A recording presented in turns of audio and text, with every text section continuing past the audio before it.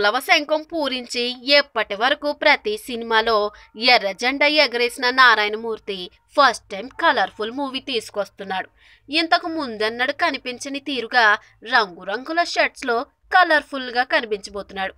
జయసుధ హీరోయిన్గా, నారాయణమూర్తి మెయిన్ రోల్లో ఈ సినిమా వివరాలు అధికారికంగా ప్రకటించాల్సి ఉంది. ఈ సినిమాకు సంబంధించిన కొన్ని షార్ట్స్ మీకోసం.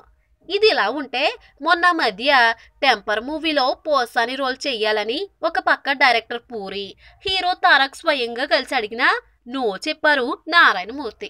నా పద్ధతి వేరే అని చెప్పిన ఆయన ఇప్పుడు అనురాధ టెంపర్ వాళ్ళు మూవీ ఓకే చేశాడు. కష్టాల్లో ఉన్నప్పుడు ఆదుకున్నారనే ఇప్పుడు నారాయణమూర్తి ఈ సినిమా ఒప్పుకున్నారన్నది ఇన్సైడ్ టాక్.